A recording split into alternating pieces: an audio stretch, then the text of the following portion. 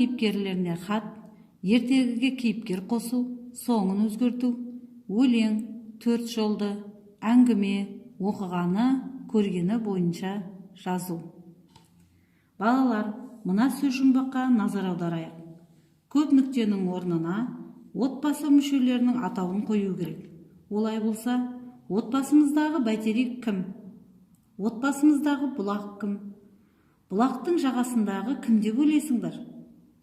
Балалар, өздерің тапқан нақыл сөзді қалай түсінесіңдер? Ойларыңды сурет түрінде де ұсынуға болады.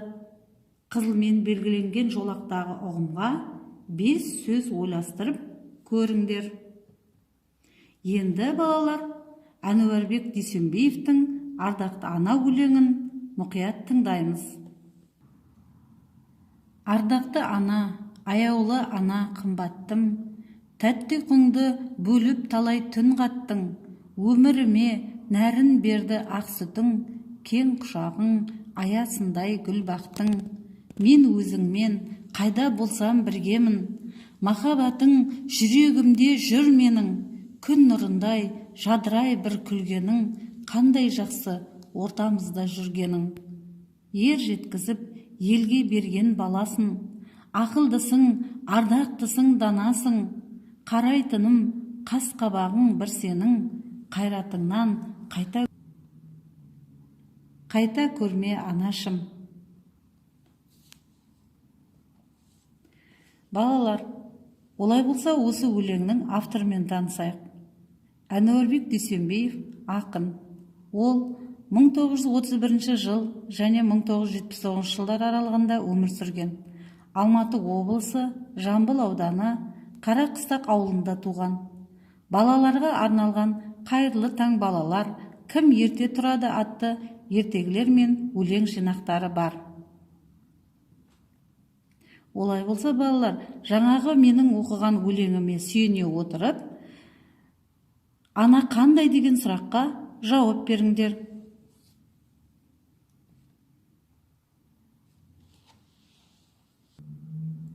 Балалар, Әбдіш Шынбатыровтың «Қуаныш» мәтінін оқымастан бұрын сергіту сәтіне кезек берейік.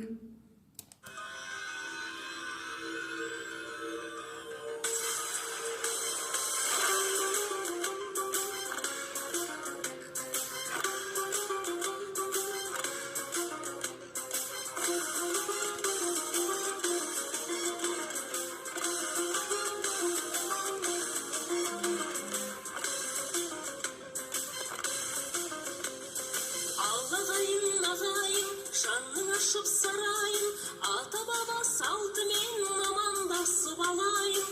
Ана тілін ардақтап, әсем әнге салайын.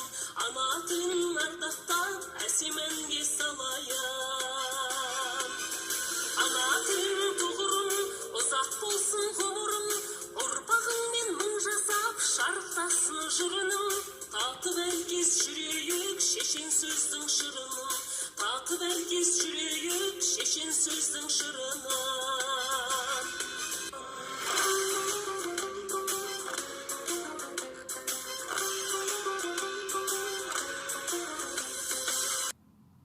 Балалар, Әбдіш Шынбатыровтың «Қуаныш» мәтінін түсініп оқиық. Роза биыл ғана мектеп табалдырығын аттады. Бір күні сабақтан келсе, үстел үстінде күнтізбенің жыртылған беті жатыр. Есіне түсе кетті. Бұл күн анасының туған күні. Сондықтан анасы жұмыстан келгенше сыйлық әзірлеуді ойлайды. Не сыйлауға болады деген ой мазалай берді. Әрі ойлап, бері ойлап, кітаппен айналуға тоқтағанда ақшасы жоқ екені есіне түсті. Енді не істеу керек? Ол соны ойлай жүріп, үй ішін жинады. Заттарды айнадай етіп ысқылап сүртті. Шаршаған Роза диванға жатып еді, лезде ұйықтап кетті. Ұйықтап жатып түс көрді. Түсінде ол анасына бар сырын ақтарды. Өзінің ақша таба алмай қынжылғанын, үйдің ішін ретке келтіргенін айтты. Ойына келгенді бүккен жоқ. Күлімдеген анасы, бүгін сабақтан қандай баға алдың деп сұрады. 2-5, ана. Міне, тамаша сыйлық. менің туған күніме мұнан артық сыйлық бола ма екен қарғам-ау? Анасы бетінен сүйді. Роза қуанып кетті. Ана, ренжімейсіз ғой, ә? Онда туған күніңізбен құттықтаймын, ана. Осылай дей бергенде Роза оянып кетті. Қараса, анасы бас жағында отыр.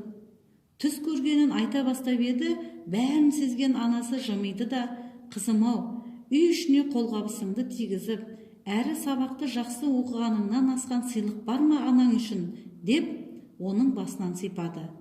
Роза түсінің шындыққа айналғанына қуанды. Балалар, бұл мәтіннен не түсіндіңдер?